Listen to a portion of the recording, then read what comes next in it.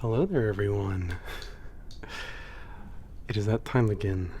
The time where Sauce sits down at a microphone for 2 hours and talks everybody's ears off, including his own. This is the Q&A, bi-monthly. It happens once every 2 months, not twice a month.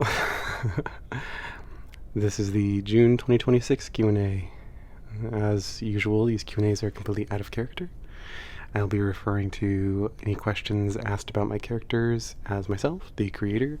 And yeah, I think that's the basic notes. Thank you everyone to ask me a question. I really do appreciate them always. Anything else worth noting? Yeah, life's been going well for me. I've been keeping busy. That's about all I can say for myself. But it is that time again. And I recorded this once already, and my voice gave out about halfway through. So half the questions were just me being like, thank you so much for your question. The next question is from Scoob, who says, and I didn't think you guys would listen to that, so here I am again. Without further ado, let's go ahead and get into it.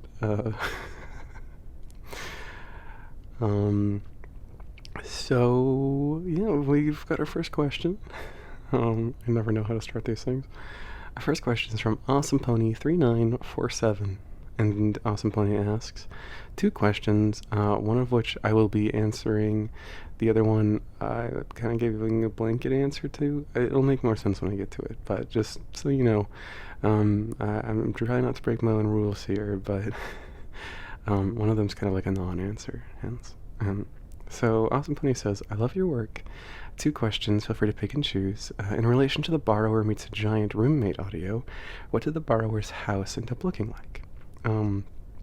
So this is the one I'm kind of giving the non-answer to, because I wanted to kind of add on to what was already said in that comment, actually, because a lovely commenter, Trace, actually pointed out a couple things in a reply to this initial question, and so I was going to kind of expand upon it. So in short, Trace noted that this little two-part series of a borrower meeting the two residents of an apartment was a commission. And because of that, as Trace correctly surmised, the result of this house that was made for the borrower in that story is pretty much up to interpretation, unless the original commissioner would like to commission their audio for me to be added onto the series. Which would be totally fine. I don't mind that, but I have not heard from them since, so I'm presuming that the series is over. But if it ever does get extended, then look forward to it. But yeah, basically, with commissions, everything that happens outside of the audio, so everything that happens before, everything that happens after, is very much up to your own interpretation. I try to be very hands-off with all of my commissions. I really don't view them as like my own stories. When I get a commission, I tend to view it as like a story that someone else wants to tell that I'm just providing the voice for. So hence why I don't tend to think of any commissions that use my characters as being canon, and why I don't really mind if they act a little bit out of character, because I don't really view it as like, oh, you're messing up my story. It's like, no, this is your story told in your own little world. And simultaneously, or to add on to that, if you are asking for a commission featuring your own characters, either ones that you yourself have made or just generic characters that fit the audio, I also don't view them as like part of my world, or this is my story and I'll tell it my way. It's all for you guys. So yeah, that just to say, if you ever have a question about a commission audio, chances are I can't give you an answer. Sometimes the commissioners will allow me or request that I link their social medias. Other times they don't. But yeah, so there you go. That's the answer to that question. Um, TLDR, I don't know. um, but the question that Awesome Pony asked that I will be answering is what artists or artwork inspired your love for this genre?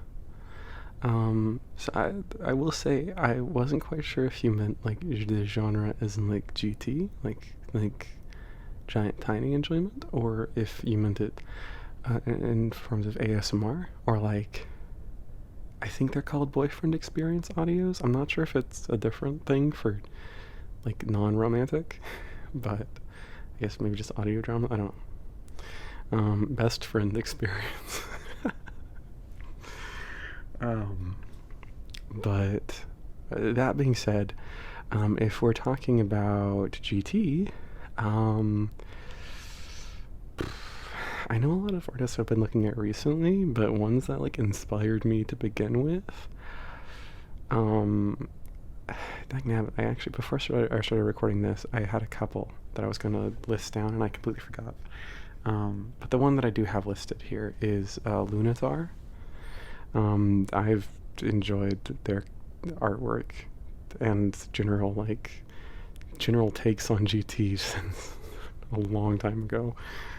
Probably since before I was supposed to really be enjoying their content, I'll be honest. But you didn't hear that from me. But yeah, they are. Lunatar is 18 plus, so view responsibly. At least they were on their Tumblr, which I believe is called Salt and Giants, is the title of it, if I'm not mistaken. I might be wrong. Like I said, I had a couple of names I was going to list down, and I completely forgot to do that before I started recording. But yeah, I'm sure there were other artists back in the day who really inspired me, but honestly, a couple of them I've tried to go back and find, but I don't know their names, so I'm just like searching up, large man holding coffee cup in wilderness and just praying or whatever.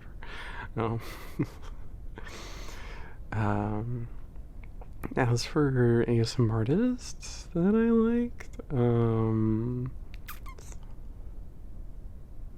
I don't really know who I've listed and who I haven't. I guess I'll say for this particular recording, because I don't want to list like the same three people over and over again. Someone I do remember I listened to a long time ago, back when I was first getting into ASMR, in terms of like the audio roleplay stuff. Because a lot of them that I listen to actually don't have audio roleplays. A lot of them they listen to purely for relaxation purposes and like sleep purposes. They aren't roleplays. I like just like the yapping. If there's like a story to it, I can't fall asleep. But one of them that I remember I listened to a lot for like relaxation and just kind of chilling and not really falling asleep would be Cardlin. Cardlin Audios, I think is what he's still called. Might be wrong. But yeah, I remember really liking his stuff. He did had a wide variety, if I recall correctly, which was impressive to me. Like, I guess, you do this long enough, you're supposed to have a wide variety. Calling myself out just a tiny amount there. Why, yes, all of my people are generally placid and pleasant to be around. Why do you ask? But yeah, Kirtland was a one that I really liked, and I recall being inspired by back when I was younger, before I was 20. Friendly reminder: I'm not 20 right now. I'm in my mid-20s, so that to say, I'm old / silly. Yeah, hopefully that was a good answer. Apologies that it was so all over the place.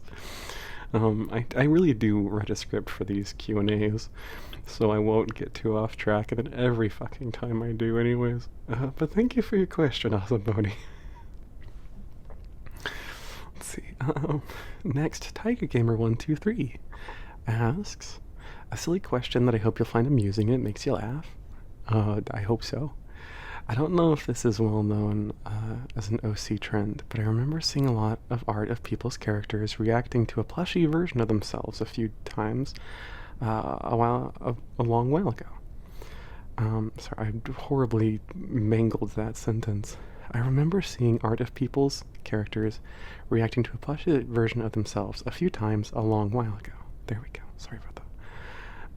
Specifically, the character was given a plush toy that was a cute mini replica of them, and each character reaction to the plushie was different depending on their personality, like amused or annoyed or confused, etc. How did each of your characters react to being given a plushie version of themselves? Oh god. Okay, let's see. The thing is, I feel like a lot of them wouldn't have the most interesting reactions, is the trouble. I'm also going to assume that, like, in this case, we're talking, like, professional quality plushie. Because, like, if you just handed them, like, you know, a hand-stitched, like, I cut out 2 circles of fabric and then sewed them together to make the head, and then attached yarn for the hair, like, that kind of, like, if it was very clearly handmade, I feel like every single person, like, every single one of my characters would kind of just have, like, oh, that's really sweet. It's nice of you to think of me when you made this. So I'm assuming that we're talking something that would be perhaps a little bit out there to receive, which would be like professional grade, where it's like, you know, like it looks like it could have been bought at a store. So looking at it from that perspective, of a marketable plushie of themselves.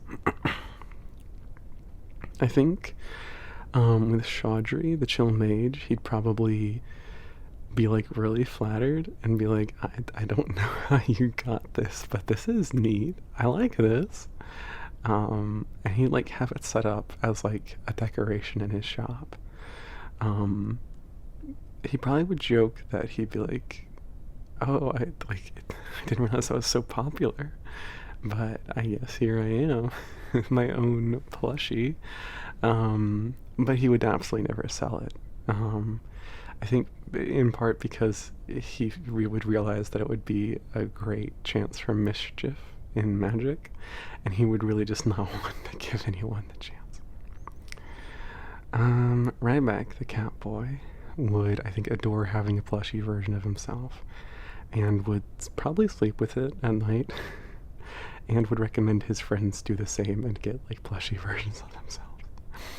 I imagine people would probably give him a lot of shit for it and be like, you know, oh, you got this like soft and cutesy and femme personality already.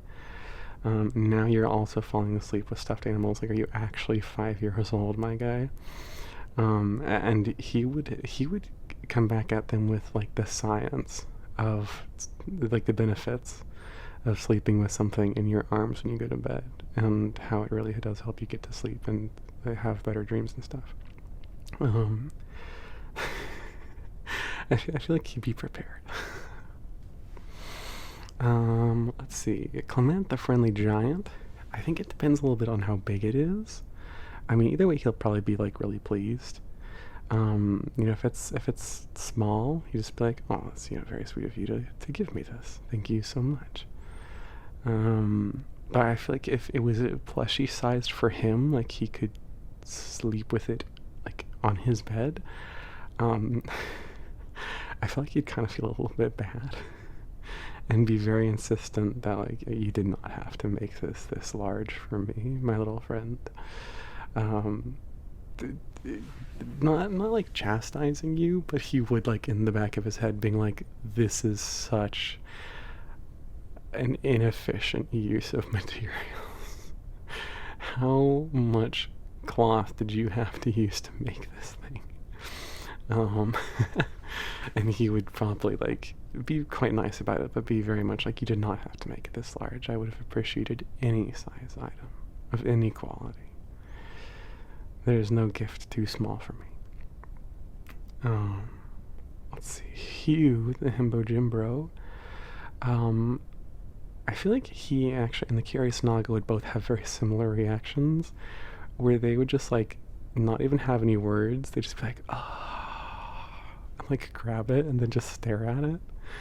And then you could like see them later, like having rested it somewhere, just like hands, like propped up on their elbows, head in their hands, slack jawed, stars in their eyes, just like staring at it, completely enamored.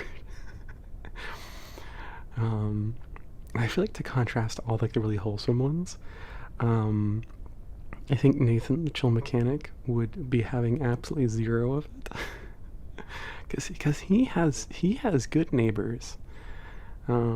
He's got the Fae running around. He can't be risking that. Like, tell me something that more reads as a well-intentioned but ultimately horribly thought-out Fae prank than a plushie designed to look like him. Like, he'd probably accept it, but it would be like, it would be very clear something was off with him when he did, and he'd be like, I'm going to take this from you because you are offering it, but in no way does this bind me to any will of yours, and I feel in no way indebted to you, nor should you feel that I am indebted to you for this. And moreover, I am in no way obligated to return this favor, as I did not ask for this, do not want this. Like, he would be very, very clear. Whatever trickery this is, he will not be accepting. And then he would dispose of it later. I'm sorry to anyone who's made a plushie replica of Nathan. He will not accept it. Again, if it was handmade, he'd probably be like, "Oh, that's sweet. You know, like, thanks for giving me this little gift. It's very kind of you." But if it's like professional quality, no way. No way. I think honestly those are the ones are the ones that I feel like would have anything really interesting though. I feel like people like the Earth Giant or the Bog Mage probably wouldn't really care. Like, they'd be like, oh, okay, I have this now. Did you want something? And then like the short roomie, the gentle friend, etc. Those kind of like normal people, quote unquote, normal. I feel like they're just gonna have like the general like, oh, this is really sweet, thank you. Like, where'd you get it? Did you make this? It's really good quality. Like, I feel like they just kind of have like the kind of I guess boring reactions. But yeah, thank you for your question, Tiger Gamer. Let's see. Going from really long-winded questions to a really short-winded one. A gay Fenrir asks, do you like blue raspberry? And yes, I did read that as, do you like jazz? Like, in that tonation. You're welcome for me not reading that out loud like that. But that's how I read it in my head. But firstly, happy Pride Month, gay Fenrir. And secondly, yes, I do. Blue raspberry is actually one of my favorite, like, fruit candy flavors. You know how, like, I feel like chocolate candy is, like, nuts, chocolate, caramel, vanilla, those kind of flavors. And then you have your, like, fruit candy flavors, which is, like, apple, grape, blue raspberry. I think my favorite blue raspberry thing to eat would be like blue raspberry Airheads. I really like Airheads textures, like the kind of grittiness of it. And also the taste is just really good. So yeah, overall very fantastic. Thank you for your question, Gay Fenrir. All right, right back to the longer ones.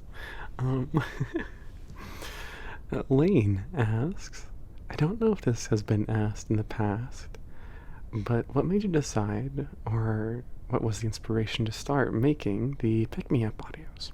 Was it a spur of the moment thing, or was it something that you thought about and then decided to do, or was it like in one particular moment, like, yep, this happened, or like this kind of audio that I wanted to see, something that I might have needed before but didn't have, so I want to make this for other people. So Yeah, for anyone who doesn't know, just because I don't know, I don't actually know how knowledgeable you guys are. I feel like I'm not very upfront with a lot of my information outside of YouTube because I feel bad trying to advertise it. I should do that more, really, truly. Um, but yeah, so for anyone who doesn't know, when I have the ability to, I open up 5-minute, $5 commissions over my Ko-Fi. And with those commissions, I refer to them as pick-me-up audios, quote unquote. And the basic idea is that they are 5-minute audios with no story, just of one of my characters or of myself saying basically, hey, you're doing good. And you can tell me about what's been going on, what you want to hear, if there's any specific phrases, if there's any specific topics, and I will record you a little thing. So the basic concept of why I made them, basically I just wanted people to feel good, I know not everyone can, afford a full audio commission, a 10-15 minute audio. And I really want to use my voice to help make people feel better and to let people feel good about themselves. And I know that even starting out, my commissions were not the most affordable to everybody, and especially now when my commissions are anywhere from like 25 at the very basic, most basic, to like $60. I know not everyone's going to be able to dish out a few hours worth of their paycheck just for an audio telling them, I see you, you're doing great, life's tough, but you're tougher.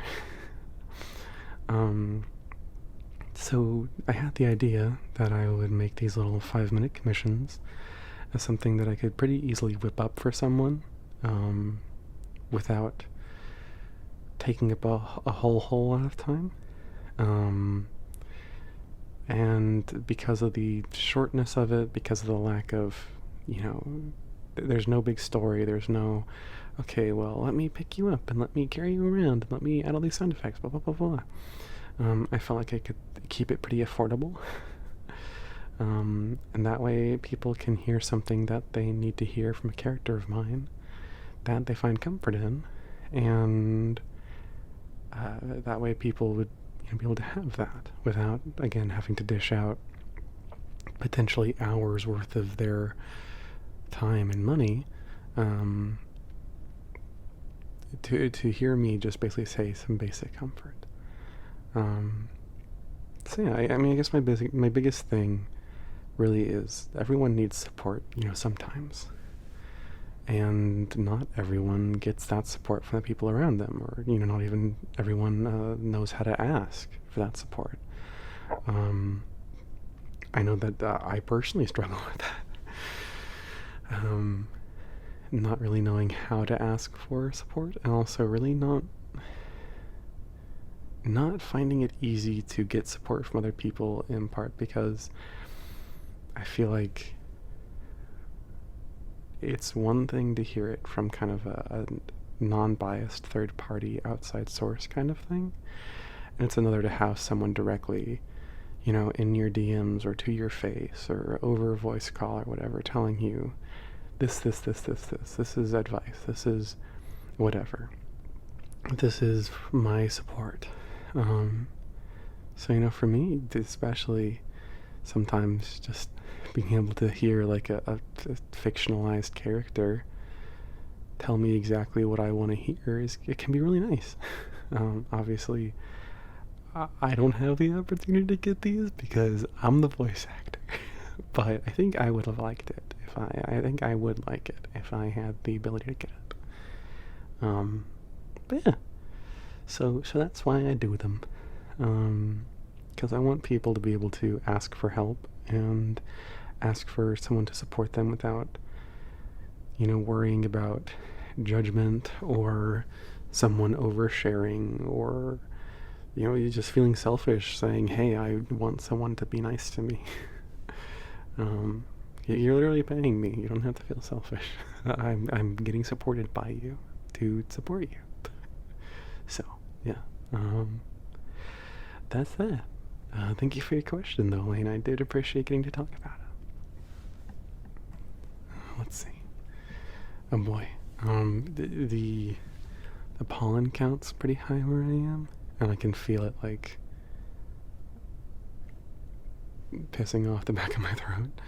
You guys might be able to hear it as well. So if you hear me like trying to shift my voice around, it's because the way that I was doing my voice before was actually irritating my throat quite a bit. So Tabby Cat 94 asks, do you play any card games like Magic the Gathering or Yu-Gi-Oh? I do not. I do collect Pokemon cards.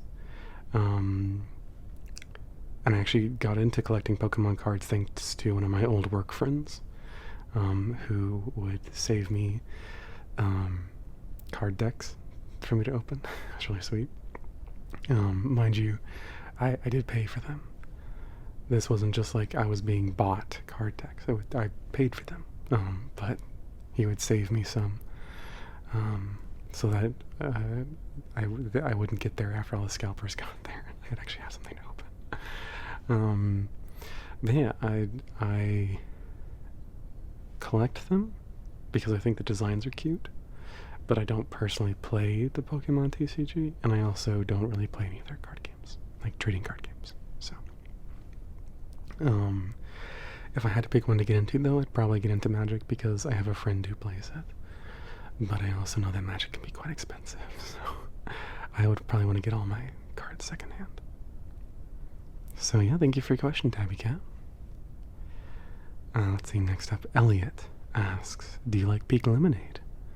I do like pink lemonade. I actually used to drink it pretty religiously when I was younger, but what wound up happening was I drank it for basically every meal every day, and it got really burnt out. So I don't drink it anymore, but I think if I was offered it, I would accept it, yes. Thank you for your question, Elliot. Let's see. Next, we have Trace again. Second mention in this one audio. Congratulations, Trace. But Trace asks, have you ever played any games that have any GT-esque themes or vibes? If so, could you give recommendations? I suppose it depends a little bit on what you mean. If you mean just like there are giant things and tiny things, or if you mean like it specifically has to feel like you're either a tiny person in a giant area or like a giant person in a tiny area. I will say my first thought naturally goes to the Pikmin series. I've played all 4 of the mainline games. I haven't played the like Hey Pikmin or the other one. I don't know what it's called. I have played I've played Pikmin Bloom, but it's like Pokemon Go. It's it's not an actual Pikmin game. It's just a game with Pikmin in it. But in regards to the mainline games, I would say I think Pikmin 2 is my favorite. I feel like it had a lot of fun puzzles to it, and it felt the most rewarding to explore. But I think Pikmin 3 and 1 are also really good, but I will say Pikmin 1 I feel like has the least amount of GT vibe to it. Maybe I'm remembering wrong, but I remember that it very much felt like you were just a dude on a planet. It didn't, I think Pikmin 2 is the one that really started bringing that vibe. In Pikmin 2 you get to collect like giant household objects as like treasures. So like I think headphones is one of them. I know you can get like a remote, AA batteries, bottle caps, marbles, cupcake, donut, I think, a couple other things. So that one started bringing that vibe. And there were also some things like broken flower pots and stuff you could find in the like surrounding areas. Then Pikmin 3, I think, was similar, where you could get the vibe that you were in a giant area. And you also got to collect giant fruit in that game. But I think if you really want all this to say, if you really want a game that has GT vibes and it's a Pikmin game, you want Pikmin 4. I think it's my least favorite of the series. And I think Pikmin 1's actually my least favorite, I can't lie. It's just very short. Anyways, Pikmin 4 I think is one of the weaker ones in the lineup because of its weird restrictions and stuff. But I do think it's still a good game. I would recommend, if you're a Pikmin enjoyer, to play it. And if you're a GT enjoyer, literally the first level you explore in the first like 10 minutes of the game is like a giant living room.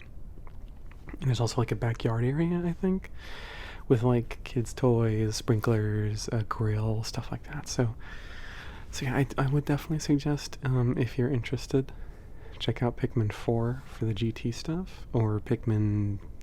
honestly, I'd say, while I like Pikmin 2 the best, I'd say the best in the franchise, objectively speaking, is probably 3. Not too long, good story, very fun atmosphere, yeah.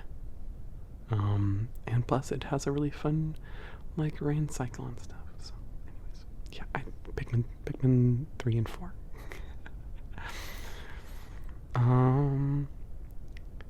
The Pikmin 2 has the submerged castle. Anyways, not talking about Pikmin anymore.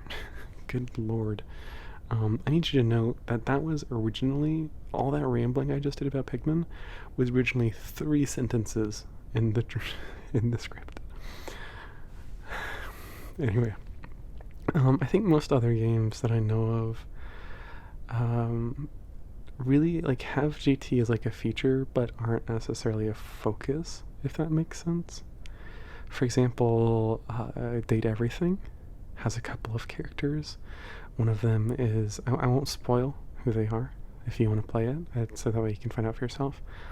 But one of them is a femme character who you can, I guess, presumably, like, shrink down to fit under the floorboards with, to hang out with her. And another couple of characters have, like, art that you can see while you're hanging out with them that depicts them as being quite small in actuality. But that being said, like, shrinking, growing, etc., that's not part of the actual gameplay. It's, you meet these characters and then you can see in their art that, oh wow, they're small. And I don't think there's any giant characters either, so yeah, it's definitely not a game made with GT in mind as a core mechanic. Also, I guess worth noting, I will always shill for Warframe. It's free to play. It's a third-person looter shooter. And it has the characters Titania and Noko. Titania can, as one of her special abilities, turn into a little mini fairy and fly around. And in theory, you can keep that active throughout an entire level. It's not exactly easy, and you will also have to build up to it. You can't do it when you first get her, I don't think, not really. And then Noko, I believe, his ability turns him into like a little mushroom person, and it is like a locked time limit. So you will eventually turn out of mushroom form, but then you can hop back into it. But again, you know, these don't really like change the level design. There's not a lot where you can like squeeze through tiny gaps that are like designed specifically for you. It's more like, oh, this level geometry lets me fit through here, not really like, oh, this has like a special spot for tiny people. And while there are a few like cutscenes and a few moments where you can control like a larger creature, It's like I said, it's not really designed with GT in mind. It's one of those things that has GT as like a side effect.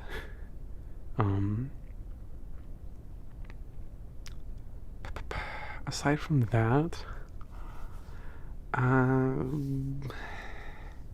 honestly, the only other games I can think of would be like games that feature large monster characters, like Dragon's Dogma has a lot of large monsters you can crawl on.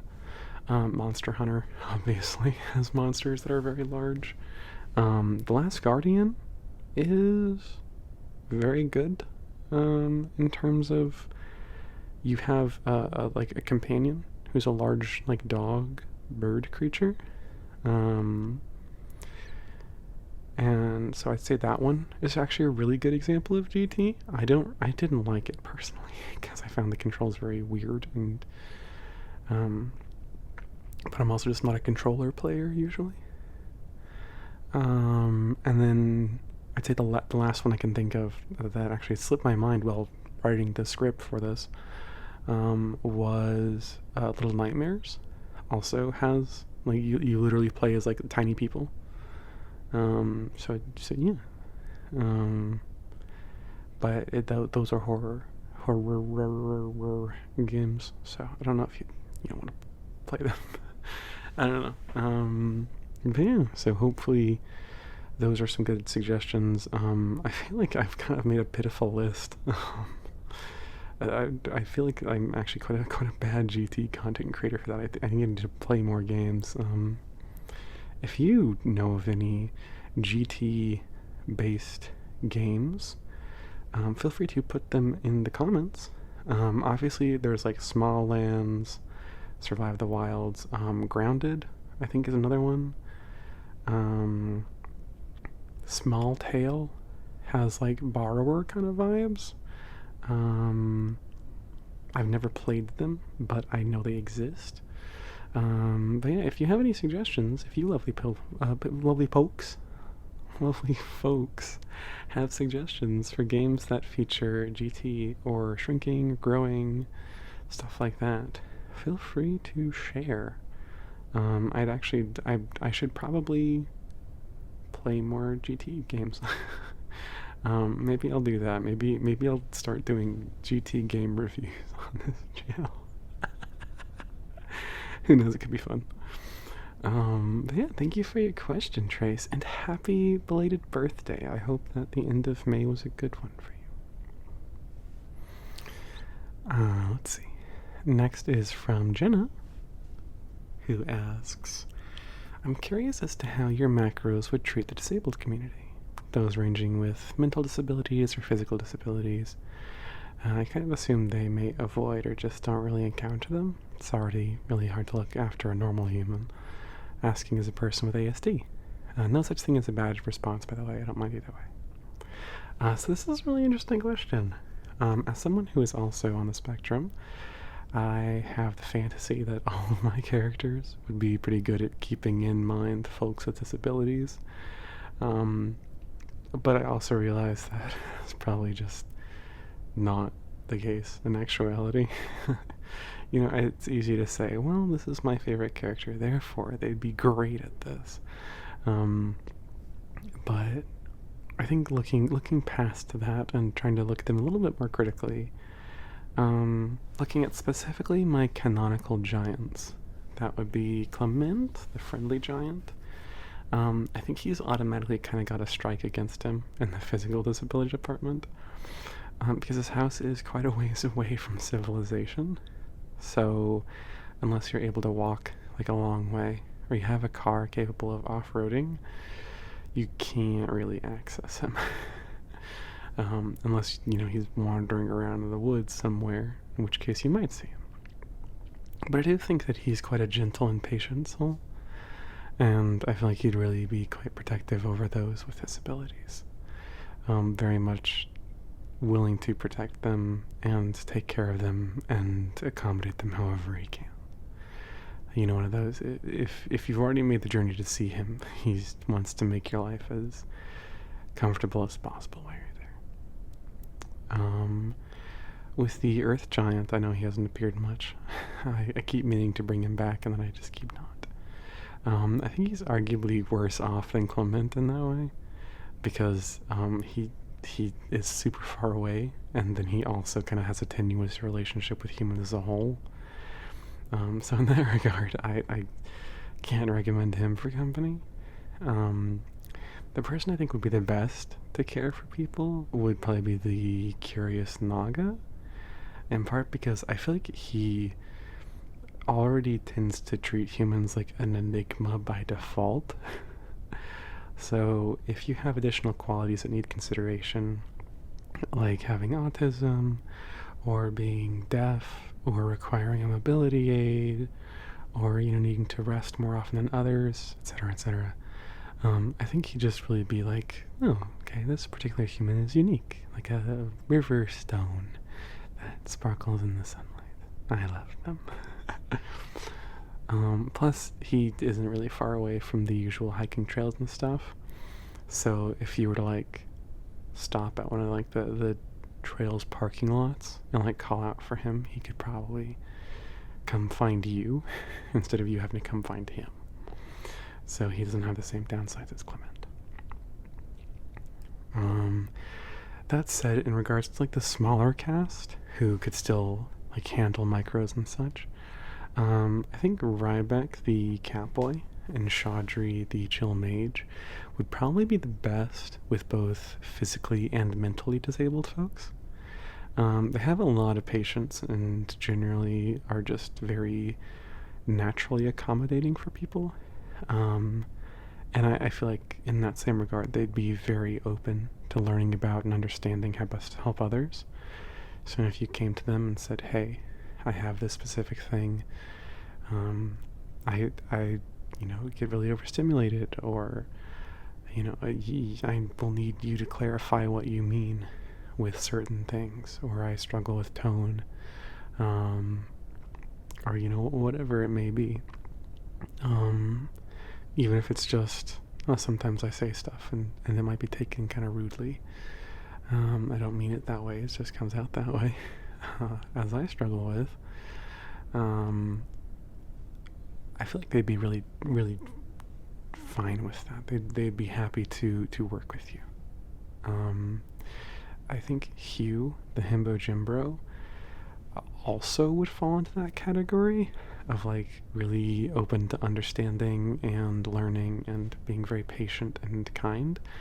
But I think that his thing that sets him apart is that he's a bit of a dummy. So he's got this learning curve that I'm not sure a lot of people will want to sit through with him. Like, he's definitely got the spirit. He's as soon as he figures it out fully, he's your guy. But I feel like he would really struggle with that balance of providing enough accommodations for you while also not like stifling you with it. And I feel like a lot of people might get irritated by that, and might not have the patience to put up with him. I think after that, like, again with some of my more quote-unquote normal characters, like Neil, the short roomie, or the gentle friend, who doesn't have a canon name. Christian is the one that I usually think of, but it's never been mentioned, I don't think, outside of Q&A stuff. But I feel like with them,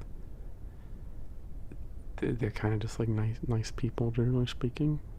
But I feel like that they kind of fall into that category of like, if you tell them, they'll keep it in mind, but like no more or less than your average person, if that makes sense. I don't know, I feel like with the more generic characters, I'm just like, I don't know. I have got no freaking clue. But then I feel like a step below them is like, would be like the category of people who wouldn't really treat someone differently, but also wouldn't provide like explicit accommodations, like Nathaniel, who is the chill mechanic. or like Atos, the space wolf, or Aether, the bog mage as well. I feel like they respect folks with particular needs. Obviously, with Atos, his audios explicitly mention that his listener character uses a mobility aid. So, like, obviously he respects it. But I imagine that those three would be pretty hands-off in their support. Like, to the point where you'd have to very explicitly ask them, hey, can you do this thing for me? Hey, can you clarify this for me? Can you grab that for me?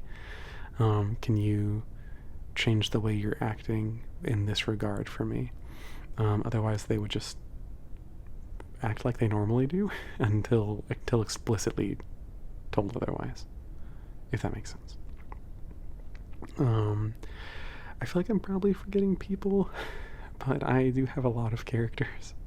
So yeah, if you're curious about any particular person, if there's anyone in mind where you're like, oh, tell me how they would handle the disabled community, either physically disabled, or they have mental disability, do let me know, and I will see about responding in the comments. But aside from that, thank you very much for your question, Jenna. I do appreciate it. Let's see. Next, Lil Berry asks, do you write scripts for your ASMR? And then do you follow them or do you improvise? And also, do you get feedback from others before recording them? So it very much depends on the kind of audio.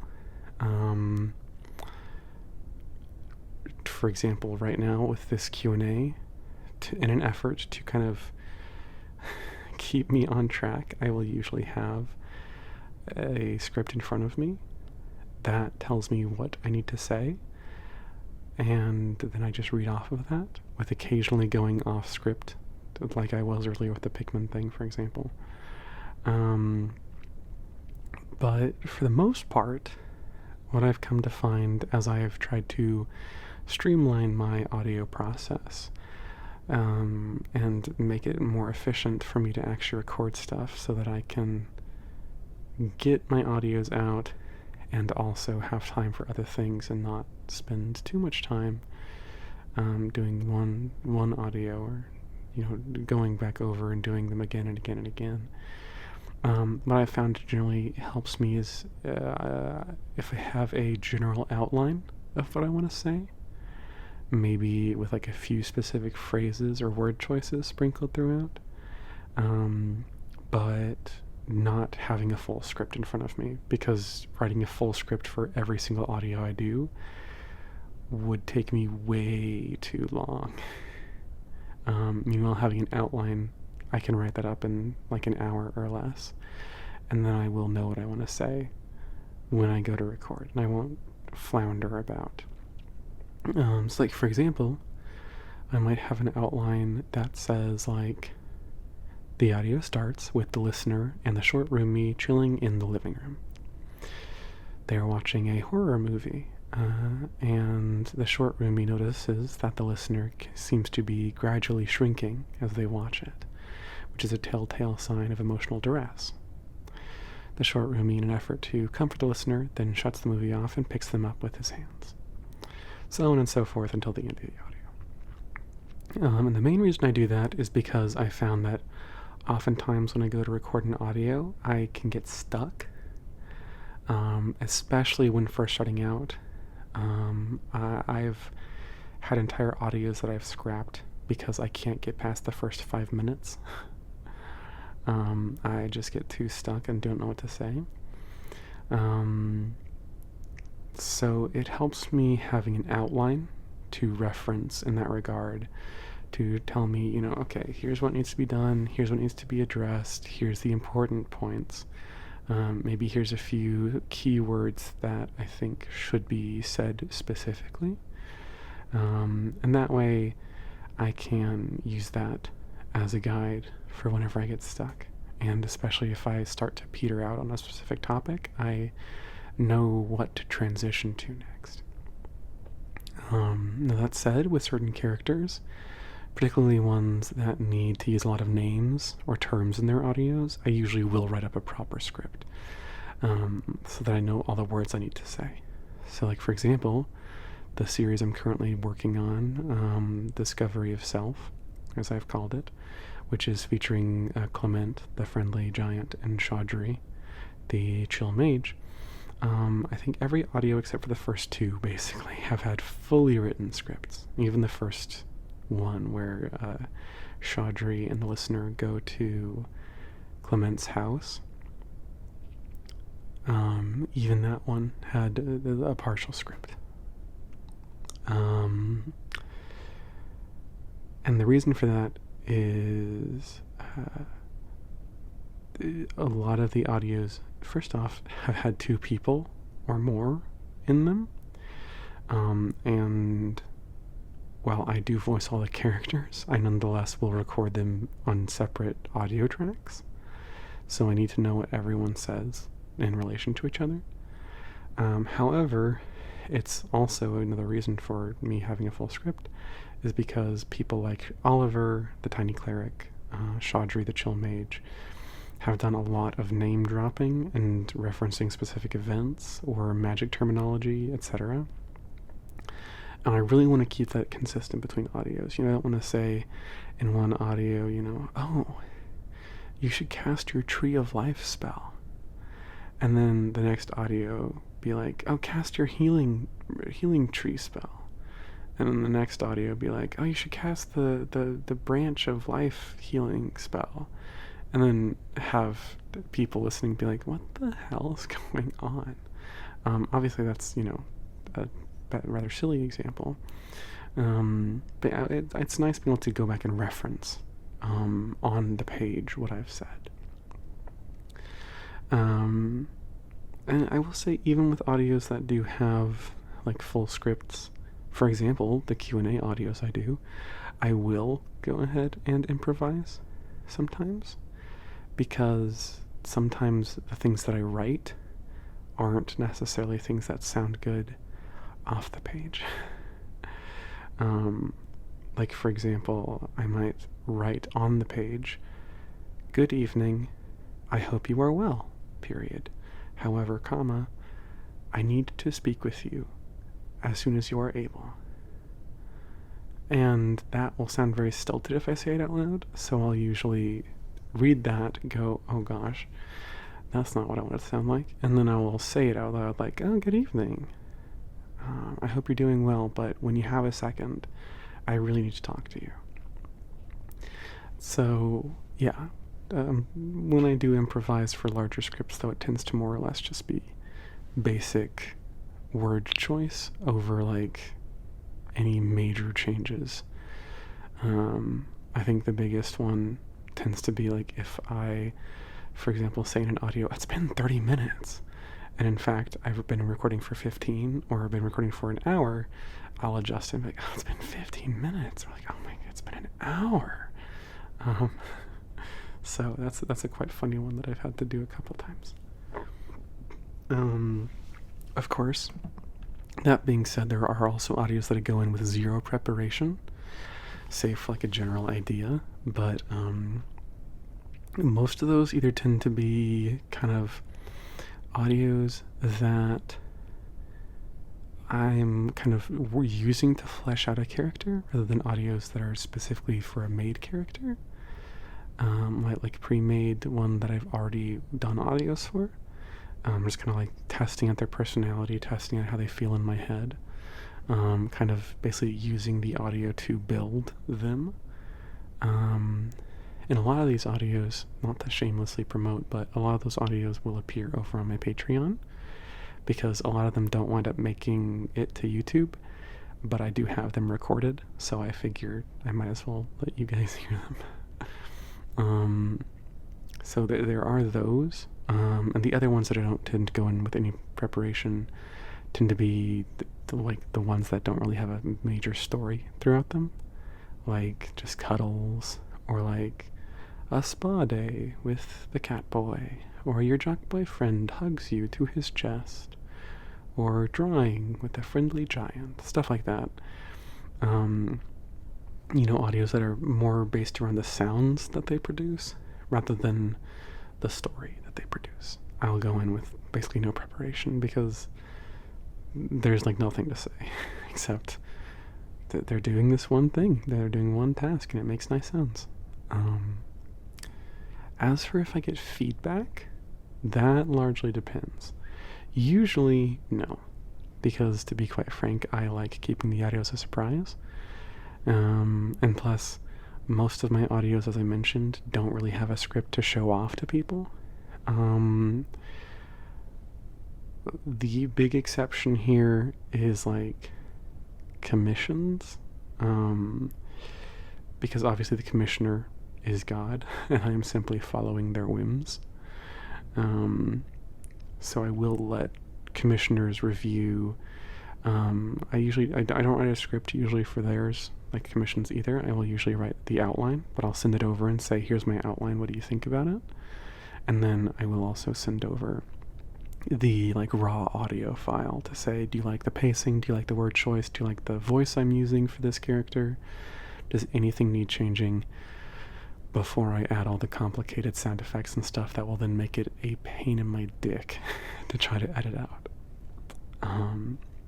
So yeah.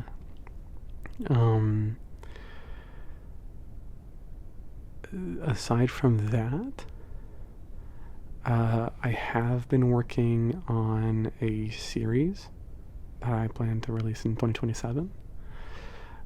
It's very dear to my heart. I don't know if it'll land well with people. It probably won't, because the GT part of it doesn't come in until quite a bit later into the story. It starts out being same size, and then the GT hits, and then it becomes size difference from that point on, with varying sizes. So I hope you guys will like it. I understand if you don't, but I have been running it by a kind of test audience. Because it is way out of my comfort zone.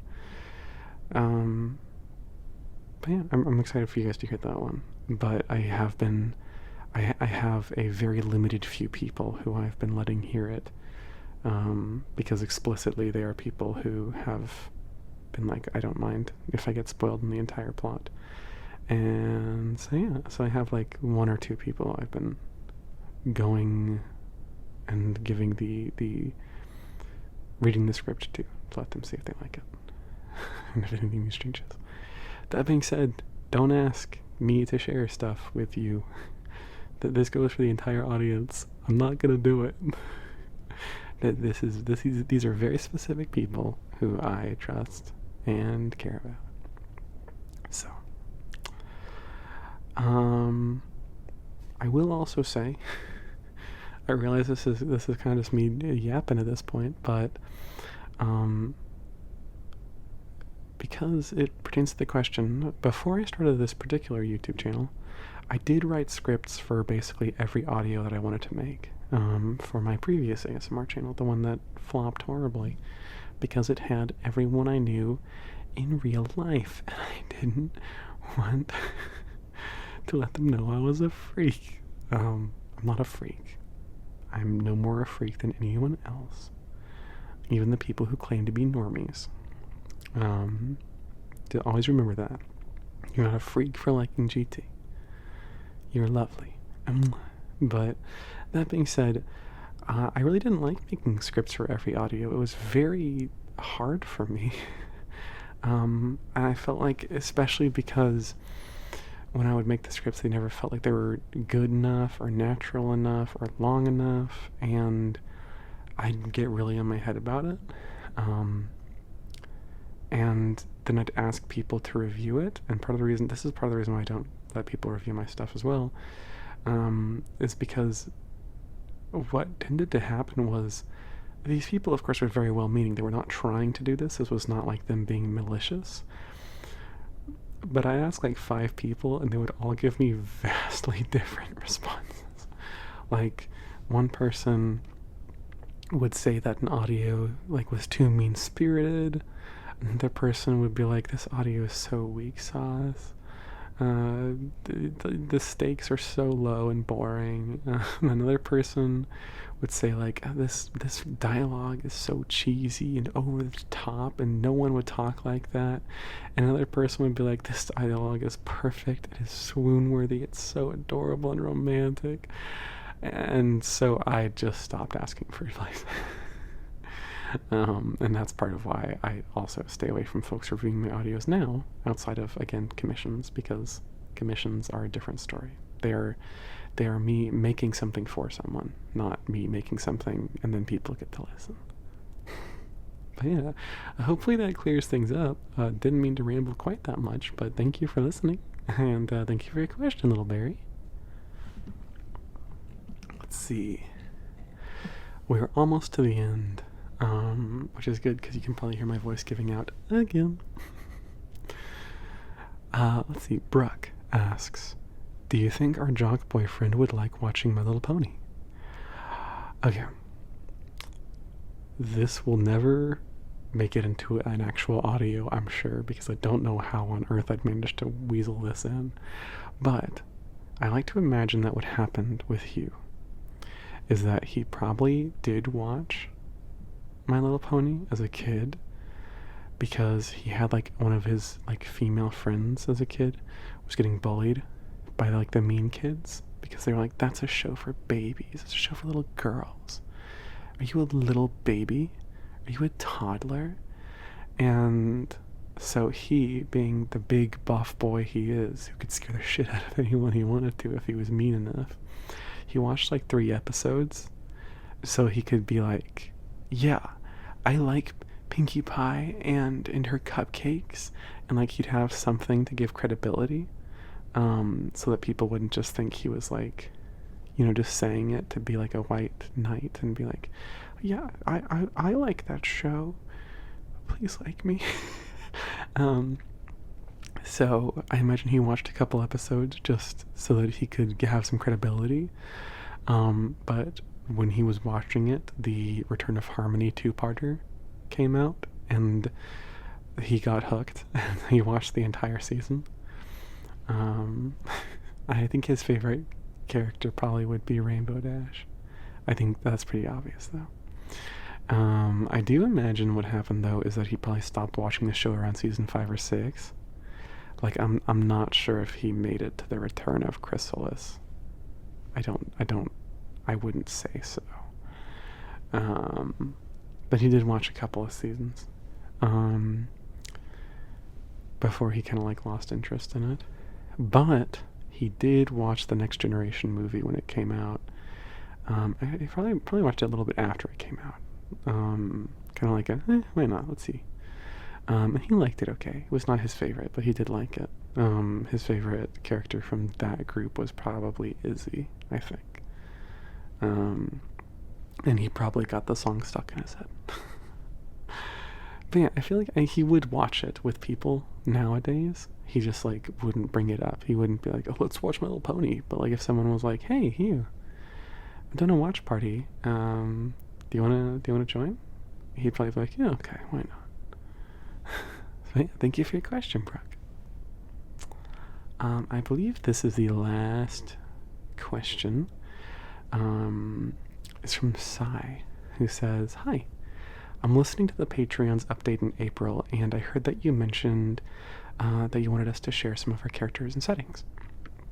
I have a really silly universe setting that me and my great tiny friend talked about a while ago. It's about a clumsy giant student mage who is trying to summon a familiar from another plane of existence.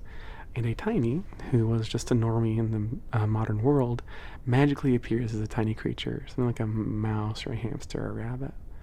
And the giant mage thought that they had summoned a very smart creature without knowing that the creature was turned from a human, while the tiny tries to understand the world they're in and also get the giant's attention to get back to their own world. The whole setting is like clumsy giant and temporarily muted tiny.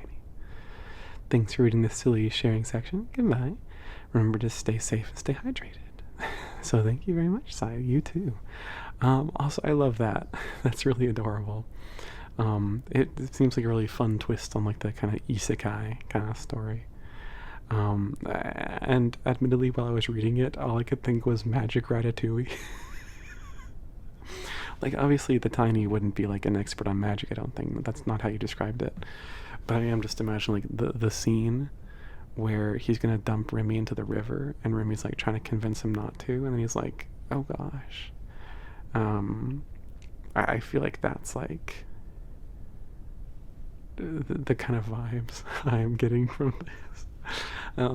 Is like this small rodent or mammal trying to like communicate with this much larger creature, being like, "Yo, I'm not just a random animal. Please pay attention to me." So yeah, thank you for sharing, Sai. I appreciate it. And before you guys think that the audio is over, so for anyone who is not clued in, oh, my headphones got ripped out of my skull. My bad. Will I be editing that out? Probably not. So for anyone who doesn't know, I've been trying to do a thing over on my Patreon where I put up a vote about what y'all want me to ramble about at the end of these Q&As, because I tend to ramble anyway, so you might as well direct me. And this particular month, you guys voted almost in equal measure for me talking about y'all's headcanons and me talking about my hobbies outside of VA work. So we're going to cover y'all's headcanons first, and the reason for that is that it's a shorter thing to talk about because I can only locate one person's headcanons. I don't know where the rest are, because like I think at least 15 people voted for headcanons, so I'm presuming that I've just lost them. I'm presuming that they're just somewhere and it's either being hidden from me somehow on Patreon, or I just am not looking in the right spot, or something, because that just seems really weird. So that being said, I'm so sorry for everyone who I have not located. Please feel free to send me your headcanons in the comments or over email or something. Or if there's a place that I missed where they were on Patreon, please feel free to point them out to me, and I will go do them and probably post like a free video on Patreon for you guys actually covering those. So, but yeah, so that being said, our headcanoner, our sole headcanoner is Sai. Welcome back, Sai. And Sai says, "This is my first time writing in the Q&A form," which is really funny because I read your things out of order. I do apologize.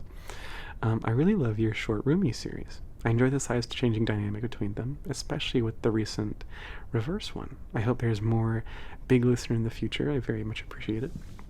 And I will interject briefly and say, yes, there will be more giant listener in the future, I promise. So I wanted to share my headcanons about the short Rumi.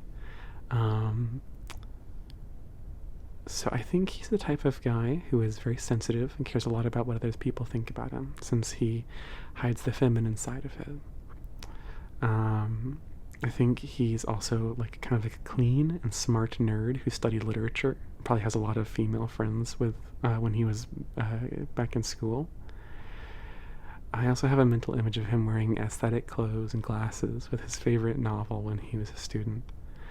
His personality I feel like would also be fun to tease too. I couldn't point out why, but he would be a good friend to tease.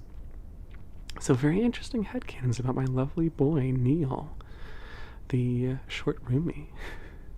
And rest assured, as I said, he will be getting plenty of giant listener audios as well. I kind of want to keep them in balance, but I also know that I don't have a whole lot of giant listener stuff to begin with, so he will probably be leaning a little bit more towards being the short one, the small one usually. So that being said, in regards to him like being quite sensitive, I do kind of feel that with him. I think he tends to hide it behind like a very like playful, sarcastic, non-serious facade, being like, yeah, I don't give a damn. It's whatever, honestly. When in actuality, it's not whatever, and he very much gives a damn. As for like his clothing type, I know that at least on my Tomodachi Life Island, which take that with a grain of salt, a massive grain of salt. I tend to put him in a lot of like clean streetwear, I guess. If that makes sense, like layered shirts, jackets, that kind of thing. But nothing like super duper baggy, or like grungy, or like super like decora. Just kind of like, yeah, like layered shirts, layered jackets, sometimes shorts. But yeah, I feel like he's kind of got like, I guess like low key aesthetic is what I would say. He doesn't want to have to spend 5 hours picking out an outfit, but he will put himself together before he leaves places. I do also think that, particularly given that Neil has like an office job of some kind, he probably like is pretty studious and good with information. So I do definitely think he was like a little bit of a nerd back in the day. I'm not sure if he would wear glasses. He might. I don't know. I feel like I've probably mentioned it in audio, like if he wears like glasses for some reason. I don't know. But yeah, I do definitely think that he would be like a bookie kind of person. And maybe someone who likes murder mysteries. I could see him really enjoying murder mysteries. And as for him being fun to tease, yes. This is something that I actually have spoken about with a couple of friends of mine. And one of them, the very lovely artist, has drawn a little short animation of his roommate like growing larger around him, and like I forget what it's called, like pinning him to a wall, you know, that thing. And him getting super flustered by it, and that's pretty much canon to me. I feel like he is very much a person who can give it really well, but he can't take it really well, you know. So like he can be like, you know, like when his roomie is shorter than him, he is very good at being like, oh yeah, you're so cute, you're so adorable, and you're so good for me, and you're so cute and sweet and tiny. You're like a little bug. I bet you just love it if I did X, Y, and Z right now. But like the moment that is reflected back on him and he is a small one and his roomie is like, yeah, you're so cute and short, I bet I could just pick you up. He's like, that's not fair. Dude, you can't say that. Like, he's kind of short circuits. Yeah. But yeah, overall, I approve of your headcanons and the short roomie side. I think they're pretty accurate, honestly. 10 out of 10. And again, I apologize to anyone who I missed. I have no idea how I've lost you guys, so I apologize. If you guys can point out where all the headcanons went, I will, like I said, I will record a new video and I will post it over on Patreon for free.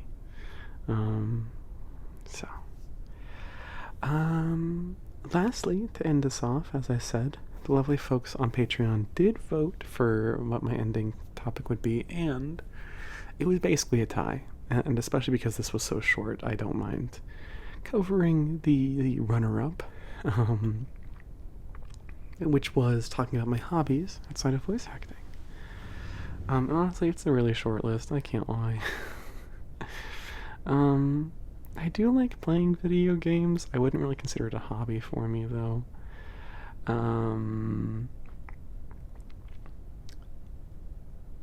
I mostly play like solo games. Very short games. I like short games quite a bit. I feel like if a game's going to be really long, it has to be really compelling. Most long form games, for example, a friend of mine tried to get me into Final Fantasy XIV, and while I'm sure it gets better, I hit Stormblood, and I got to the end of like the main story of Stormblood, and by the end of it I was done. I had no interest in this story anymore. It was such a drag. Apologize I apologize to anyone who liked Stormblood. It was not my thing, though. Even Persona 3, to be fair, though, which was one of my favorite games of all time now. I played Reload. Persona 3 Reload is one of my favorite games. The non-story part was quite tiring to me.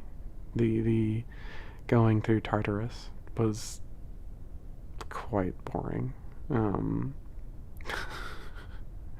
music was good, though. That being said, though, I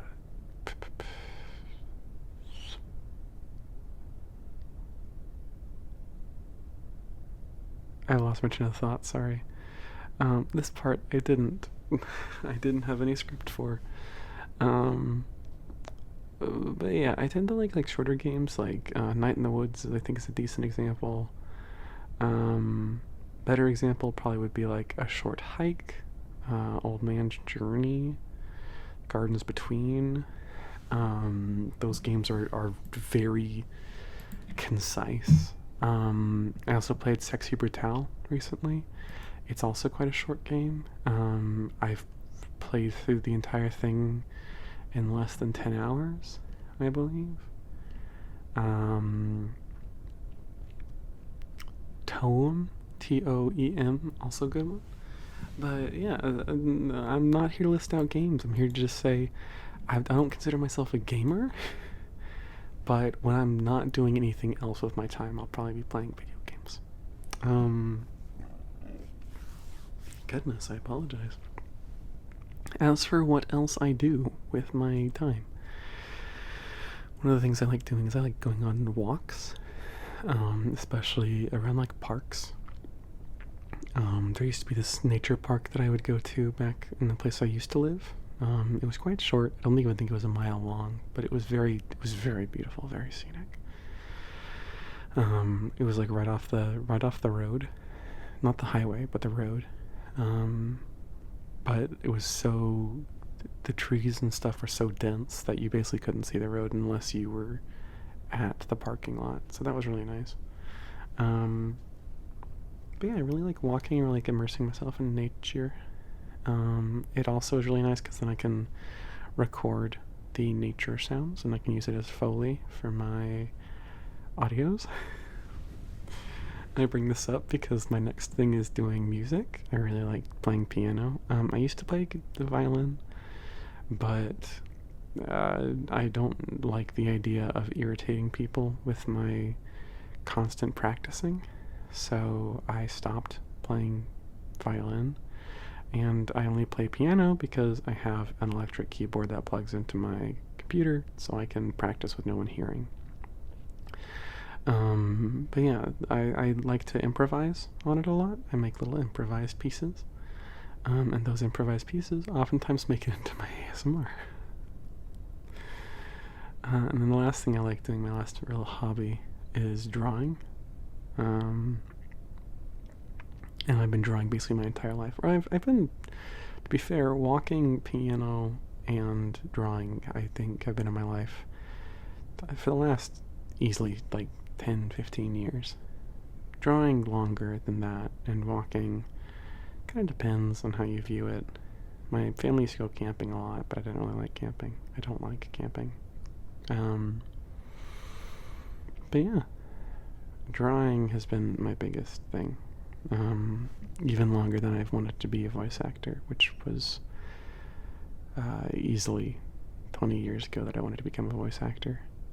At this point. But I wanted to become, I wanted to do some sort of art stuff, basically. Art's been my primary hobby, basically my entire life, and hopefully it shows. And, yeah. So that's what I do, and then obviously, to bring it all full circle back to my VA work, because everything relates back to my VA work right now. All of my art that I post for my characters, for my thumbnails, all the stuff that goes up on my Tumblr and my Blue Sky, all of that's stuff that I make. So, yeah. And since I'm already talking about it, I do have my card linked in the description of this video, should be. And you can go and see my Tumblr, my Blue Sky. I should have my commissions linked as well if you're interested in them. And yeah, so if you want to check out the art that I do outside of just YouTube, you can go check out there. So yeah. And with that being said, apparently sitting the way I have been is actually killing my leg, so I'm gonna stand up. But before I do, I'm gonna go ahead and end this audio. Thank you guys so much for being here. Thank you for all your lovely questions. As always, I appreciate them greatly. I apologize for rambling so much. I'm very good at it.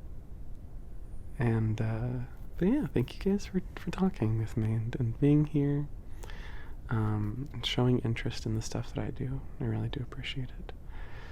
I will probably see you all next time I see you will probably be August.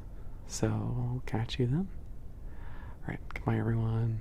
Stay safe, stay well.